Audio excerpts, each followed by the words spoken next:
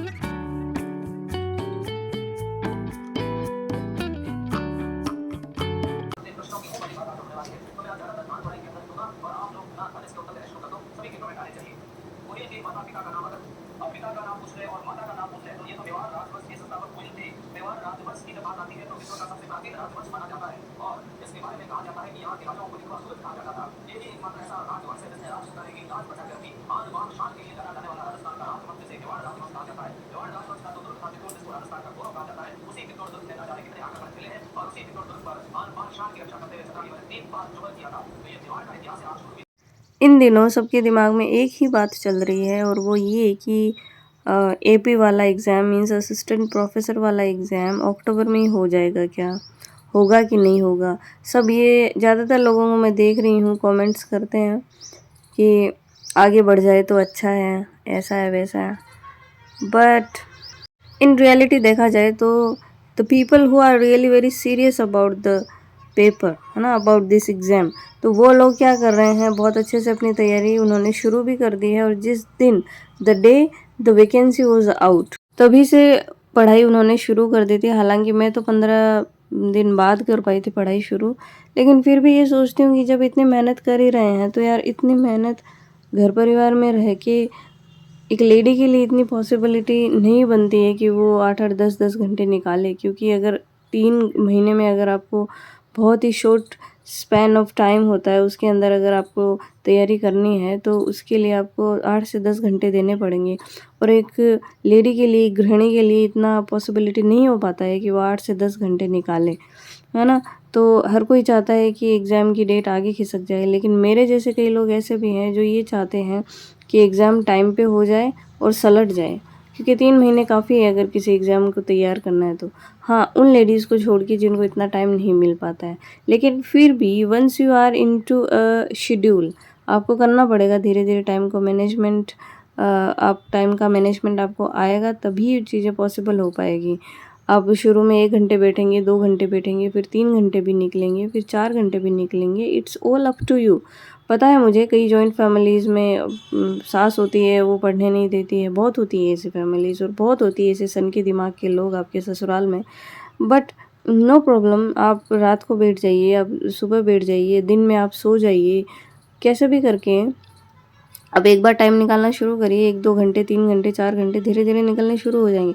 देखिए, रास्ते तभी खुलते हैं जब हम रास्तों पे चलना शुरू करते हैं। हम केवल सोचते रह जाएँ कि वहाँ दरवाज़ा बंद पड़ा है, वो खुलेगा ही नहीं, ऐसा नहीं है।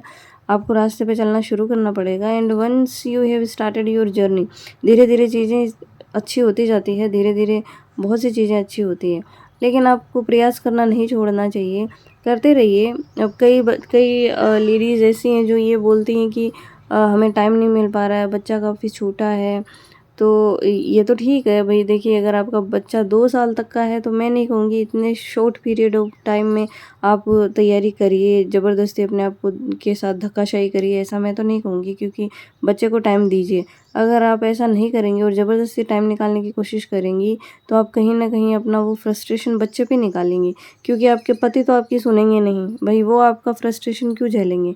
आपके ससुराल वाले आपका फ्रस्ट्रेशन नहीं झेलेंगे, वो कहेंगे ये क्या तरीका है ना? सबको अपनी-अपनी जगह काम चाहिए।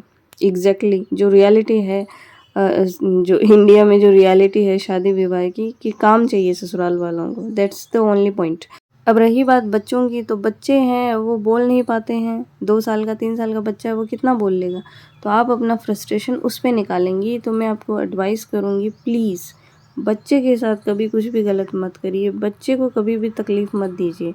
क्योंकि उसको लाने का श्रेय स्पष्ट तौर पे आपको जाता है, हाँ? स्पष्ट तौर पे एक मदर को ही जाता है।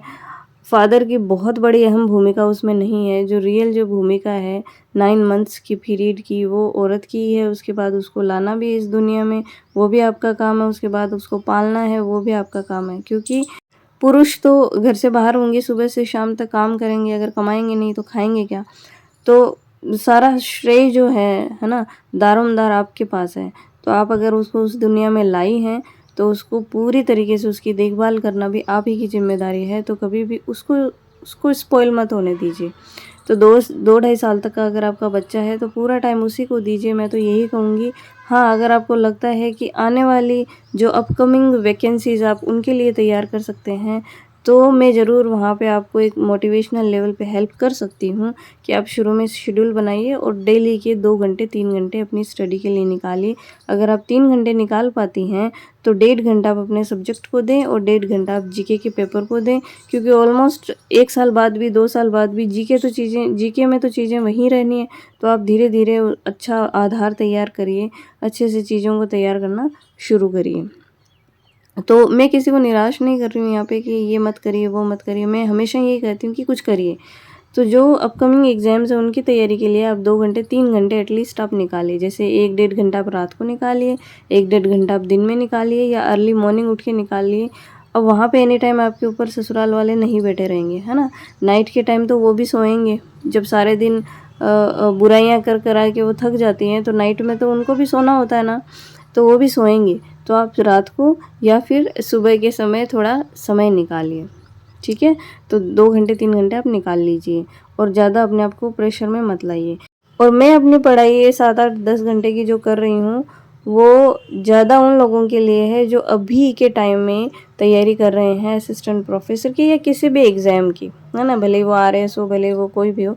तो उसमें जो लेडीज़ हैं वो कैसे अपने टाइम को मैनेज करें, जिनके बच्चे शायद ढाई 3 साल के, साढ़े 3 4 साल के हैं और स्कूल जाते हैं, और जो 8-10 घंटे आराम से ईज़िली मैनेज कर पा रही हैं, उनके लिए है ये वाला वीडियो, ठीक है? और कोई भी डिसअपॉइंट ना होना इस बात को सुन के कि भई अभी अब टाइम कम बचा है, तो हमें अब ज़्यादा टाइम नहीं मिल पा रहा है, 2-3 घंटे मिल पा रहा है, तो हम कैसे करें, क्या करें? धीरे-धीरे ग्रेजुअली सब कुछ हो जाएगा, ठीक है? तो मिलती हूँ मैं आपको नेक्स्ट वीडियो में कुछ नए शेड्यूल के साथ। अगर पॉसिबल हुआ तो आज मैं रात को 12 बजे सो रही हूँ, उसके बाद सोचती हूँ कि कल सुबह अर्ली मॉर्निंग उठ के 4 बजे से लगूँगी, पॉसिबल हुई तो। अब क्या होता है क्या नहीं वो आपको अगले वीडियो में पता चलेगा। तो मिलती हूँ आपको नेक्स्ट वीडियो में, टिल देन बाय बाय।